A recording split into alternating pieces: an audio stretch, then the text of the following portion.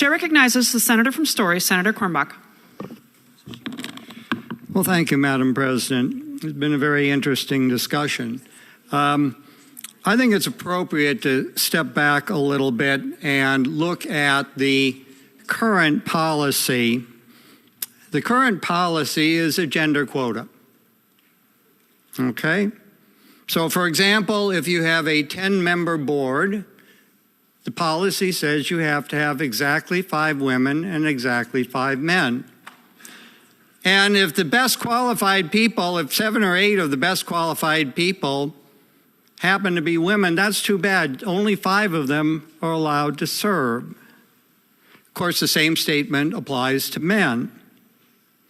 So what this policy does is that it frequently makes the characteristic of gender more important than qualifications.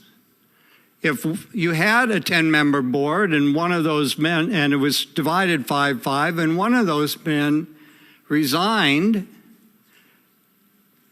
a woman need not apply for that vacancy. She would be ineligible because of her gender. If that's not a good definition of gender discrimination, I don't know what is. This policy does not end sex discrimination. It institutionalizes it. It perpetuates it. So what would happen if we were to end this policy?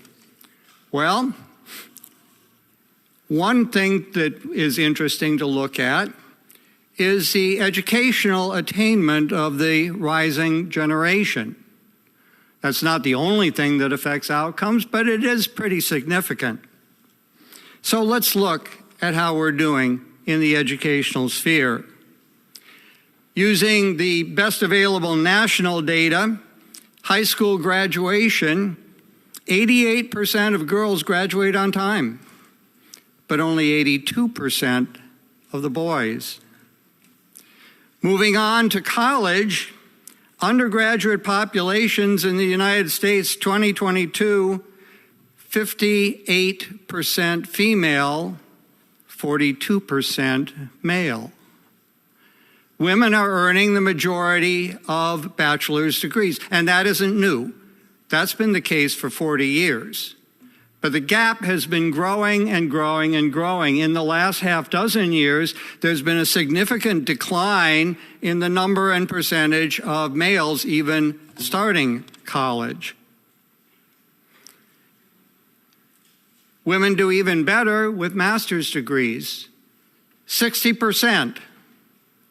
Graduate student and graduate school enrollment overall, 62% female.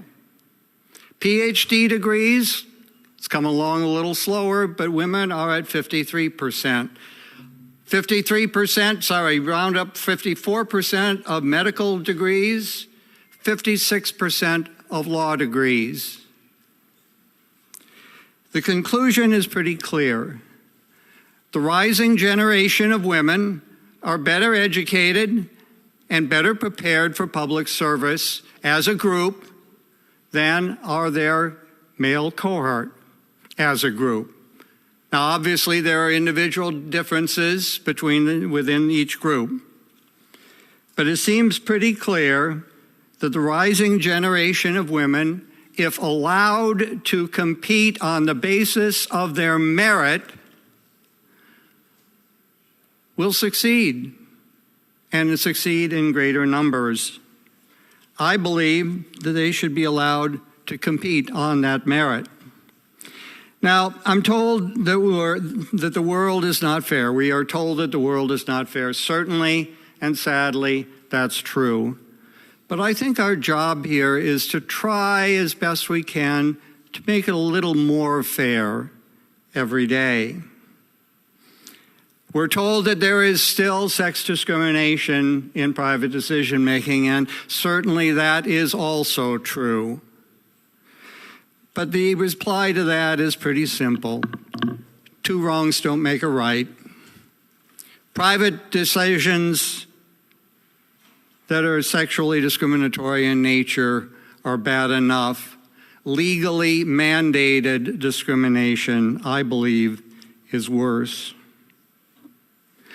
We're also told that this Senate is not gender balanced. Well, Madam President, I don't know about your side, but our side of the aisle is.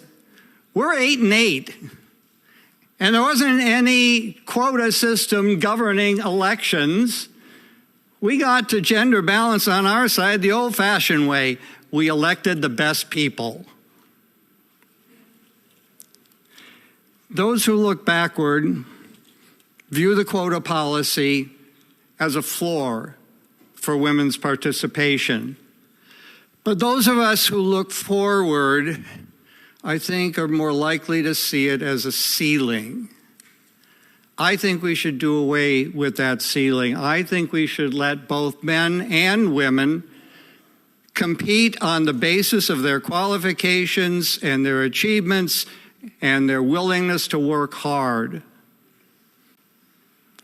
I have no doubt that if we move in that direction, if we let women move forward as far as their talents and energy will take them, that 50% is going to be far exceeded in the not too distant future. Thank you, Madam President.